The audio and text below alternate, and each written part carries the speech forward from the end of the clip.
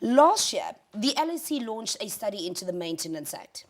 What is the Maintenance Act and why did you decide to do research on this particular act? Maintenance is goods or money that someone has to provide for another person. It's that duty that you need to provide. Most commonly, we think about child maintenance. Yes. That, as parents, you have a duty to provide for your children. It can also be other situations.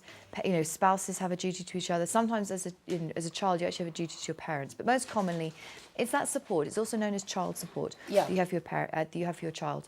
And the reason we wanted to look at it was we've done it with other laws. We did it with the Rape Act. We did it with the Domestic Violence Act. There was a new act in 2003, and we wanted to know, is it working? Is it doing what it says it should do? So is it? Yes and no. I think, basically the quick answer is, if there's a simple claim, if you go to court, you know where the dad is, the dad's actually quite willing to pay, you just need to sort of formalize, you need to organize it, you get it formalized.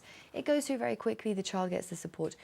But if there are challenges, perhaps the dad can't be contacted, or the dad doesn't want to give information about his finances, it can be a very long process. There's delay after delay.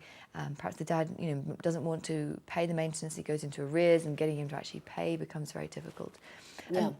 Just one thing, I'm saying that, if the dad doesn't want to pay, of course, that's just because most commonly it is the father. It is the father. But there are cases, of course, where the mother is being sued for maintenance. Yes, very, very few cases, but we did find some, so that's great news. The one nice thing about this study is that we actually did a study in '95 on the old Act that was looking how it was working previously, and we did see some slight change. In that old study, we saw no women being sued for maintenance. Here, we did actually see, there were a couple of cases where women were being asked to pay. So we're seeing change over time. That's also great. Because so is that the only difference between the old Maintenance Act and the new one? No, the new one was great because it brought in things like new payment mechanisms. So instead of saying that the woman has to go to court to collect her money, the father could pay directly into her bank account. Yes. But actually, the sad thing is that's not really happening. People...